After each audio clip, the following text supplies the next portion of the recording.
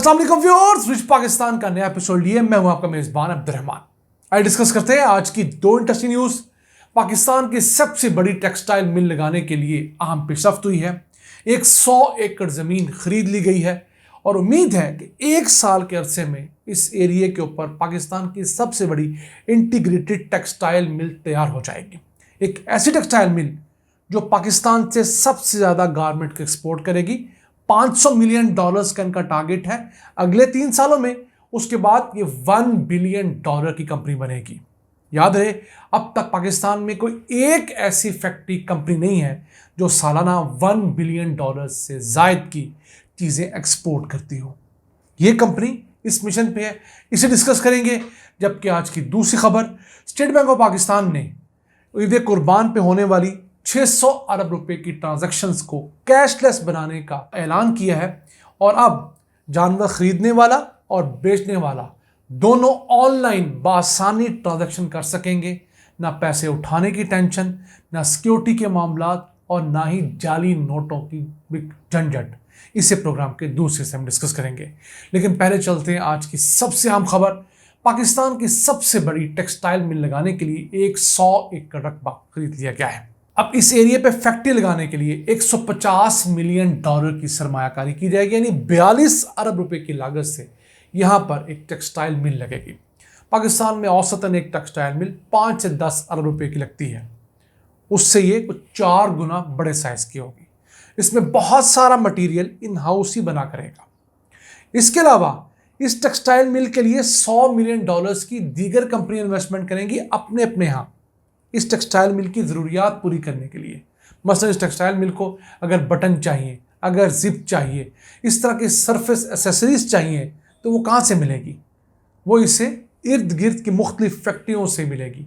वो फैक्ट्रियाँ खुद को अपग्रेड करेंगी, इसकी डिमांड पूरी करेंगी। तो एक बड़ी डेवलपमेंट है ये। लाहौर कसूर रोड के ऊपर इसने जगह लेने की कोशिश की, मेन रोड पर जगह नहीं मिली। मेन रोड से थोड़ा सा पीछे 3 किलोमीटर के फासले पर इनको 100 एकड़ का पूरा पैच मिला है। वहाँ पर ये कंस्ट्रक्शन का आगाज़ कर चुके हैं। इब्तदाई तौर पर रोड भी खुद बना रहे हैं और इनकी कोशिश ये है कि इस 100 एकड़ को बढ़ाकर 550 एकड़ किया जाए। और इन्हें स्पेशल इकोनॉमिक जोन का स्टेटस पिछले साल ही मिल गया था। पाकिस्तान में कोई भी ऐसी फैक्ट्री जो 50 एकड़ रकबे के ऊपर बनती है, वो स्पेशल इकोनॉमिक जोन के लिए खुद को अप्लाई कर सकती है। उसे स्पेशल इकोनॉमिक जोन का अगर स्टेटस मिला तो 10 साल के लिए तमाम टैक्सेस और उस फैक्ट्री के लिए दरामद होने वाली तमाम मशीनरी टैक्स फ्री करार दे दी जाती है। अभी है challenge apparel private limited, China की कंपनी है। पहले ये लाहौर मुल्तान रोड के ऊपर शाम के भटिया के मुकाम पर एक फैक्ट्री चला रहे हैं और इनकी सालाना एक्सपोर्ट पाकिस्तान तकरीबन $100 मिलियन के करीब है। यानी पाकिस्तान के 15 बड़े एक्सपोर्टिंग यूनिट्स में ये भी फैक्ट्री भी आती है, लेकिन वहाँ पर उनको जगह की रिस्ट्रिक्शन थी। अब ये बड़ी जगह पे लोकेट होंगे। 1 साल के अंदर ये कह रहे हैं हम अपनी फैक्ट्री तैयार कर लेंगे और फैक्ट्रियों के लिए बहुत सारा जो सामान होता है या कंस्ट्रक्शन का मटेरियल जो होता है वो प्री फैब्रिकेटेड मिल जाता है, बनी बनाई छतें मिल जाती हैं, तो वो फैक्ट्री जल्दी भी तैयार होती है। और चाइनीज़ तो वैसे ही चीज़ें जल्दी तैयार करने के माहिर हैं। अब चाइना पाकिस्तान इन्वेस्ट करना चाहता है अगर हमारे हालात साजगार हों। पाकिस्तान का फ़ायदा उससे बांग्लादेश, वियतनाम, कंबोडिया या फार ईस्ट की निस्बत यह है कि यहाँ से गल्फ़ की रियासतें करीब हैं, यहाँ से पूरा अफ्रीका करीब है और अफ्रीका को की जाने वाली एक्सपोर्ट आगे मज़ीद अमेरिका एक्सपोर्ट की जा सकती हैं। वहाँ पर टैरिफ नहीं लगता है, टैक्सेस नहीं है।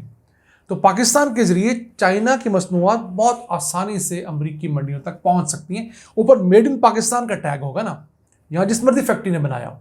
लेकिन हमारे पास अभी भी बहुत सारे मसाइल हैं। ये फैक्ट्री 2021 से लगने की कोशिश कर रही है, 2024 आ गया है।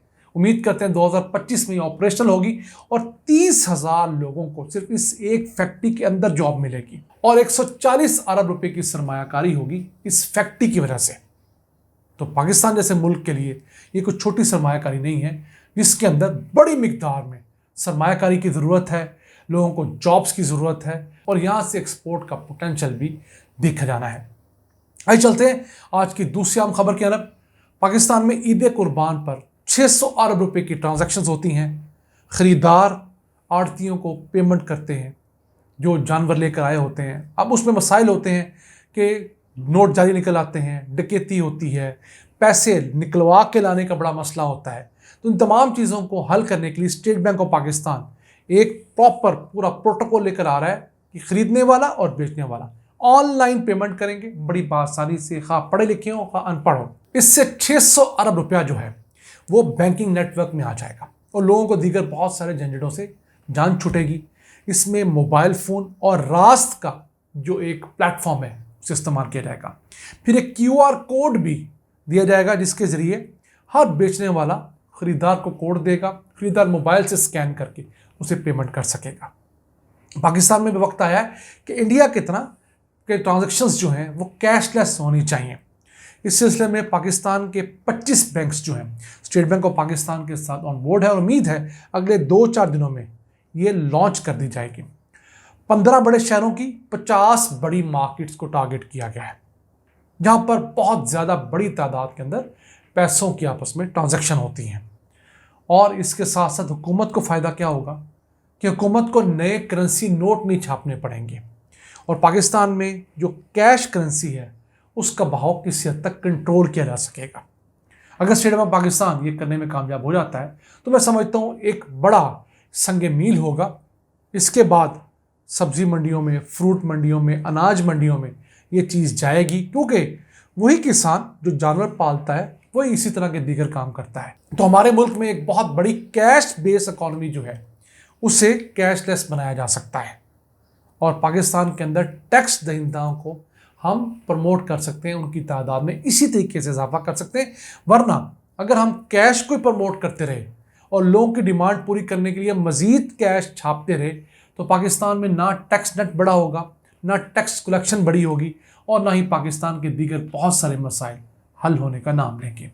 तो नाज़रीन, ये था आज का एपिसोड। हमें उम्मीद है आपको पसंद आया होगा। अपनी सजेशंस, अपनी आरा से हमें आगाह रखा करें। अपने मेज़बान अब्दुर्रहमान को इजाज़त दीजिए। अल्लाह के पास।